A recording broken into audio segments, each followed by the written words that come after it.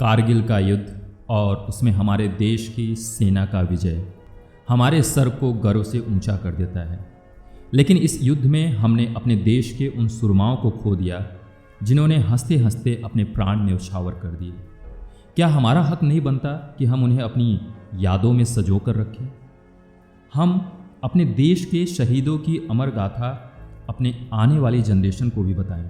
आज कारगिल के विजय दिवस पे मैं अमर जवान शहीदों को हृदय से नमन करता हूँ और उनके सम्मान में कुमार विश्वास जी की एक प्रसिद्ध कविता पढ़ने जा रहा हूँ, जिसके माध्यम से मैं आप सभी तक अपनी भावना पहुँचा रहा हूँ और आप सभी से निवेदन करता हूँ कि आप भी अपने हृदय में इन शहीदों की अमर गाथा को हमेशा हमेशा के लिए सजो कर रखें।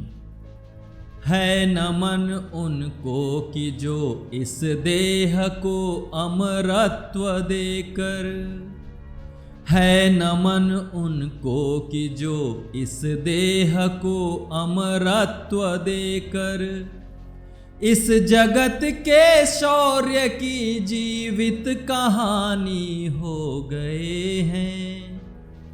है नमन उनको कि जिनके सामने बौना हिमालय जो धरा पर गिर पड़े पर आसमानी हो गए हैं।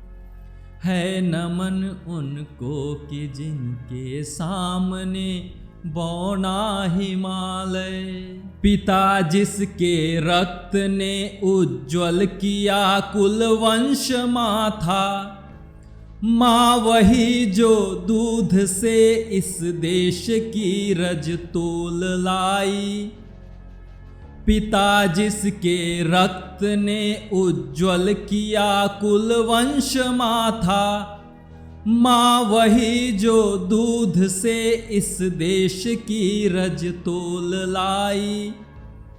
बहन जिसने सावनों में भर लिया पतझर स्वयं ही, हाथ ना उलझे कलाई से जो राखी खोल लाई। बेटियां जो लोरियों में भी प्रभाती सुन रही थी, पिता तुम पे गर्व है चुपचाप जाके बोल आई। बेटियां जो लोरियों में भी प्रभाती सुन रही थी, पिता तुम पे गर्व है चुपचाप जाके बोल आई। प्रिया जिसकी चूड़ियों में यूं सितारे टूटते थे, मांग का सिंदूर देकर जो उजाले मोल लाई। है नमन उस देहरी को जहां तुम खेले कन्हैया, है नमन उस देहरी को जहां तुम खेले कन्हैया। घर तुम्हारे परम तप की राजधानी हो गई है नमन उनको कि जिनके सामने बौना हिमालय।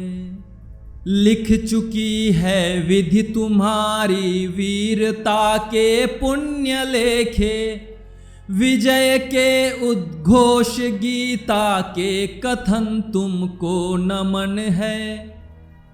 राखियों की प्रतीक्षा सिंदूर दानों की व्यथाओं, देश हित प्रतिबद्ध यौवन के सपन तुमको नमन है। बहन के विश्वास भाई के सखा कुल के सहारे, पिता के व्रत के फलित माँ के नयन तुमको नमन है। बहन के विश्वास भाई के सखा कुल के सहारे, पिता के व्रत के फलित माँ के नयन तुमको नमन है नमन उनको कि जिनको मृत्यु पाकर हुई पावन, है नमन उनको कि जिनको मृत्यु पाकर हुई पावन, शिखर जिनके चरण छूकर और मानी हो गए हैं। है नमन उनको कि जिनके सामने बौना हिमालय, जो धरा पर गिर पड़े पर आसमानी हो गए हैं। है नमन उनको कि जो इस देह को अमरत्व देकर इस जगत के शौर्य की जीवित कहानी हो गए। है नमन उनको कि जो इस देह को अमरत्व देकर। धन्यवाद।